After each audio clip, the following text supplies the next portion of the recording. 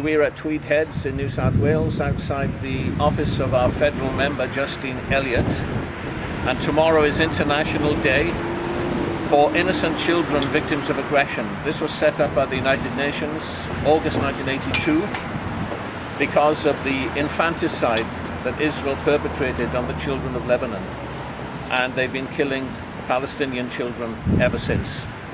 As a matter of fact, the Special Rapporteur on the occupied territories, Emeritus Professor Richard Falk, in a recent report, states that 1,300 Palestinian children have been killed in the last 11 years. This is happening right now. And this is why we are commemorating all the imprisonments that have taken place, 7,000 Palestinians in jail, over 300 of those are children, as young as 12. Many of them beaten before they've been incarcerated, and many are beaten in prison itself. House demolitions. Jeff Halper, an Israeli anthropologist, reckons somewhere in the region of 23,000 Palestinian houses have been demolished. And with an average of 6 people to one house, we're talking about nearly 250,000 Palestinians rendered homeless by the Israelis.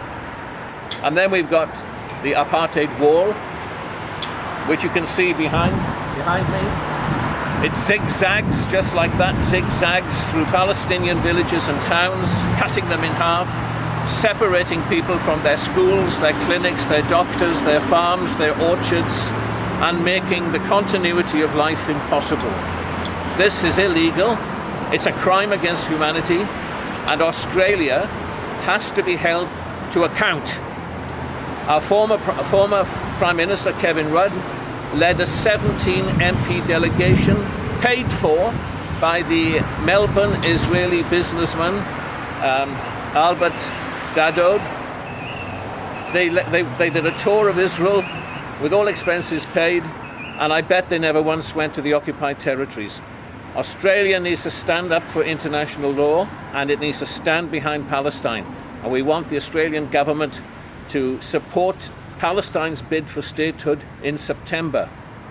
I've got here letters that were sent from Cairo as part of the Australian delegation to the Gaza Freedom March in December 2009. It was sent by diplomatic pouch from the Australian embassy in Cairo to Mr. Rudd, who was then the Prime Minister. There's no doubt that he received it. We've never had an acknowledgement or a reply.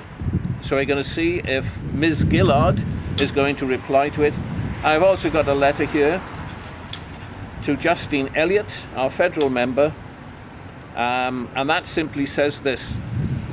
June the 4th is International Day of Innocent Children Victims of Aggression, which was established by the UN General Assembly on the 19th of August 1982 in response, quote, to the great number of innocent Palestinian and Lebanese children victims of Israel's acts of aggression.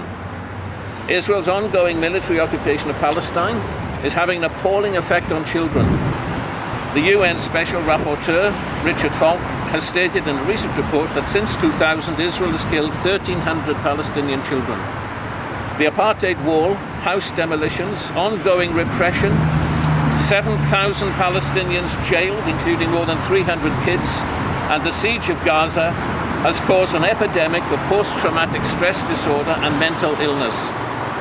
Children regularly see their fathers and brothers suffering beatings, imprisonment and humiliation, and know the adults are powerless to protect them. They suffer from nightmares, stress, inability to focus, and pervasive fear. It's estimated that since 1967, more than 23,000 Palestinian homes have been demolished. Thousands have been made homeless after only being given 15 minutes to get out. Children from school arrive home, they arrive not at home, but they arrive at a pile of ruins. According to Israeli anthropologist Jeff Halper, some children are so traumatized that they fall into convulsions. That's in his book, An Israeli in Palestine, Resisting Dispossession, Redeeming Israel. And so, these are the key points. On behalf of the Australian delegation to the Gaza Freedom March, I ask that the letter we submitted to the Australian Embassy, Cairo, in December 2009 receives a reply. On behalf of Byron People for Peace and Justice, I ask, when will your government stand up for Palestinian people against Israel's intransigent and illegal military occupation and repression? Will the Australian government support the Boycott, Divestment and Sanctions campaign against apartheid Israel? And finally, will the Australian government support Palestine's bid for statehood in September 2011? Letters and emails to the Australian government on the issue of Israel-Palestine have not been acknowledged or answered.